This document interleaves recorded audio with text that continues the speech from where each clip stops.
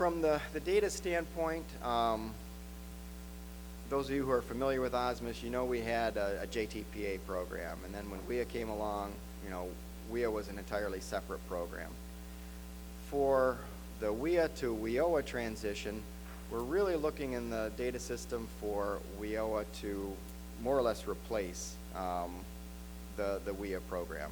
You're still going to have these legacy WIA people that we just talked about, yet from the OSMIS system, you're going to see the term WIOA replace WIA in many cases. So in your main screen, come July 1st, you'll no longer see WIA on the main login screen to OSMIS. It'll be replaced by WIOA. Don't want you to get confused with that. If you're looking for someone that you know is a legacy WIA person because they exited in 2014, when you first go into the system, you're still going to click on WIOA to find that person, to search for that person, much like you do currently. Because when you first go in, we don't know if you're looking for a WIOA or WIA person, so please don't get confused. If you don't see the WIA term or link, click WIOA, and you can pretty much bet that you're going to be able to find your person just like you normally would. But similarly, in the header in the OSMIS, in many cases, as you first go in, or well, really in all cases, the WIA, whatever it is, in the upper right-hand corner, it's going to be replaced by the term WIOA, and in the go-to menus, as you're switching programs, you're only going to see WIOA. You're no longer going to see WIA in those menus. So for those of you who are in multiple programs, like as we have here TAA or Wagner-Peiser, and you want to go back to find a WIA or WIOA participant, you'll click on WIOA in order to get to the correct screens to find that person. Okay, some other changes that you'll be seeing. You're going to see a change in the Common Measures banner. Right now, you see the banner as it is there on the top for active participants. It has fields like the number of Wagner-Peiser registrations, number of WIA registrations. We've streamlined that in the system. So under a WIOA registration, you're more or less going to see kind of this row here, this younger youth, customer ID, program, registration, etc. You'll still see the Common Measures link there, and that will take you to the Common Measures billboard, but you won't see this row unless you put your mouse over the details button. So the screen's a little bit more compact, more interactive. So instead of seeing the entire, I guess, Common Measures banner, you'll see part of it until you mouse over the link, and then you'll see the shaded area there, and clicking on the link then will take you to the Common Measures billboard like you're used to seeing right now. For WIOA participants, the billboard here, or excuse me, the banner is going to be green for active participants. I think right now you're used to seeing it be a light blue. And for exited participants, it'll be more of an orange color. So that's going to be a little bit of a change from whatever the tan is, or peach, or whatever we have right now. Again, nothing too dramatic. I think just using it, you'll find very quickly that it's similar yet improved from what we have right now. I don't think there's going to be too many surprises in some of these basic changes, but I hope you find the enhancements more usable from the way the system works right now. And that's just the orange color for the exited Common Measures banner for people. All right, with some of the searches, so if you were trying to find a WIA or WIOA participant, as I said, you'd click on the WIOA program. Those of you who are familiar with OSMIS, you know you go to the applicant search and you search for someone. Here we put in someone with the last name of Billig and the first name of Jan, and it brings up any of the OSMIS participants that match that search criteria. Some changes here. Again, you're going to see WIOA in the upper right-hand corner. It'll be talking about a WIOA registration search. And then we've added a column here. Right now, you're used to seeing that WIA exists for the person on the far right-hand side.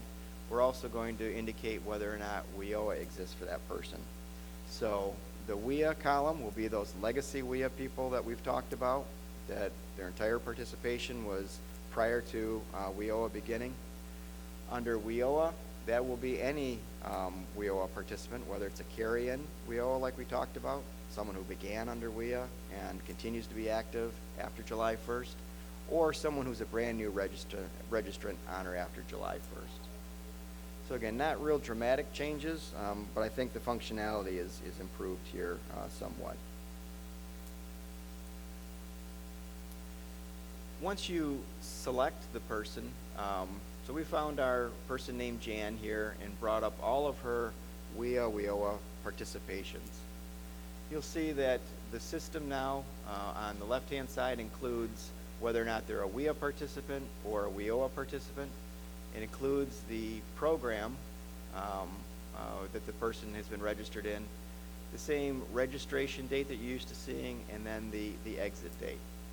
In our development system, instead of using July 1st, we use January 1st of 2015, so you'll see some differences there, etc.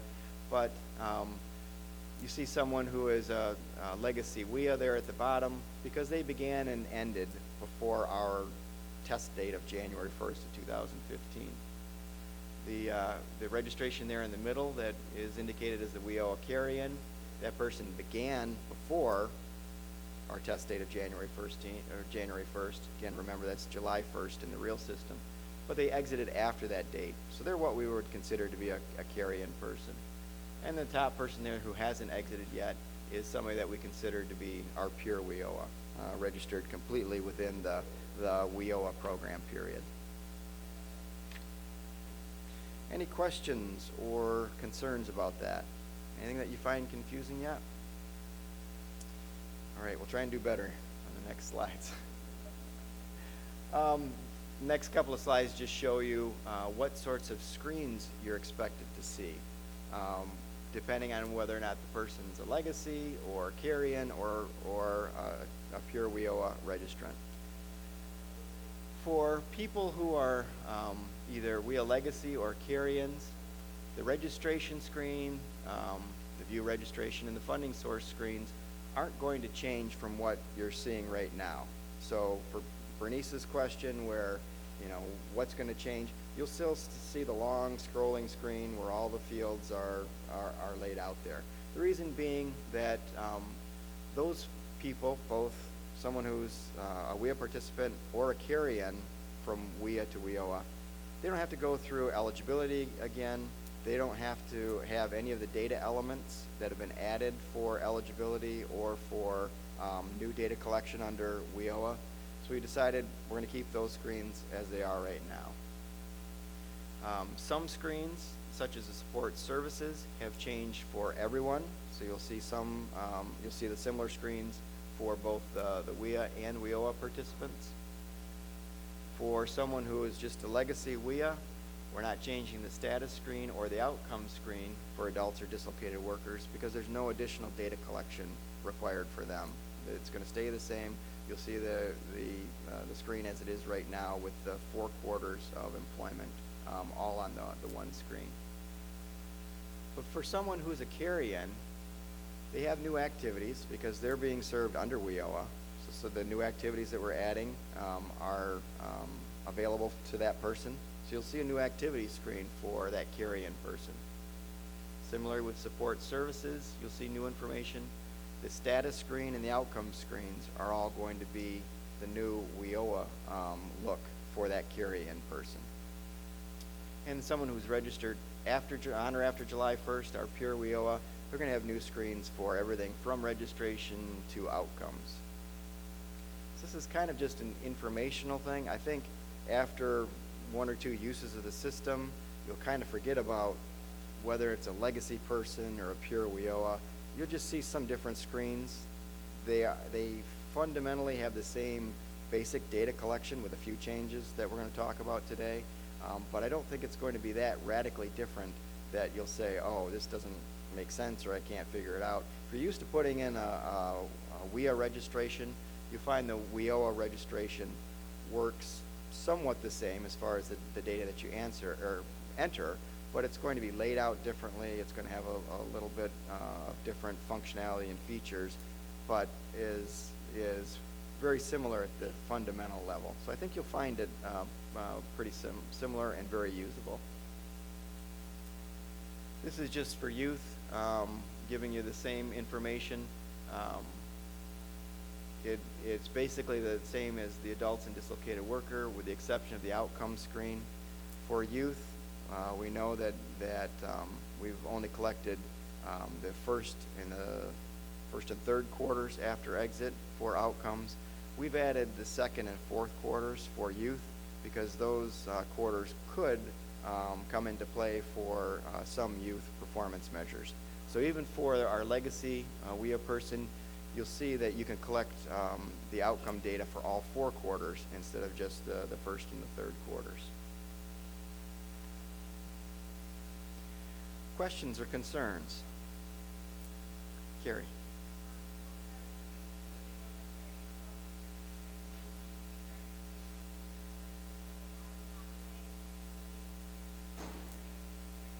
Yes. Yep. Everything that's been data entered, and we do have one youth activity that is migrated or transitioned, but everything that you've entered will continue to be there. At least we hope it will. All right, I'm going to turn it over to Paula. She gets the fun part of actually showing you some of the new screens and some of the improvements, so a little bit jealous, but.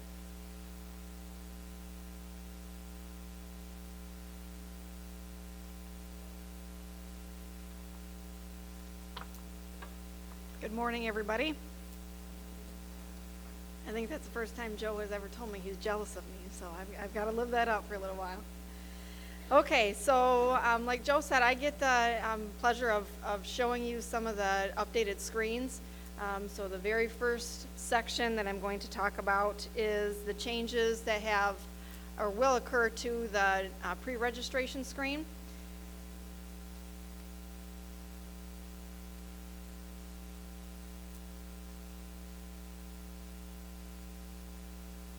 Okay, so when you first load a pre-registration screen, you're going to have the same method of loading the pre-registration screen. So what I mean by that is you would go to the applicant search menu, enter participation, and type in and try to attempt to locate your customer. If your customer is not in there, you would still click the button that says new applicant, WIOA pre-registration, and it's still the blue button that's at the bottom. And after you click that blue button, this screen will pop up with the blank fields, and that will allow you to enter the fields as you see fit. You're going to notice there's also a new header and also a new footer. We'll talk a little bit more about that later today. But both of them have been updated to provide you more usable data, and we also remove some of the outdated fields. Okay, you're going to see the top part has broken into different tabs now. With a WIA, how it currently is, and the WIA Legacy, how it will be after July 1st, it was a longer screen where you were forced to scroll to enter in all the fields, even towards the bottom of the screen. So what we did is take the long screens and really broke them into a certain amount of tabs, and the data fields that are specific to the tab name are found on the specific tab. So for example, the personal information still includes the same fields, so the same fields that you're familiar with now: date of birth, age at application, and so on.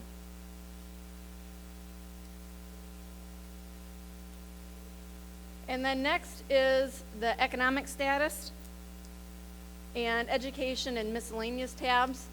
Economic status collects 3 fields that you should be familiar with because it's currently collected on the WIA pre-registration screen. Education tab The education status includes similar values to what you're used to seeing with WIA. And then the miscellaneous tab includes the exact same data fields as to what's currently collected now, so you still have the optional data A and B.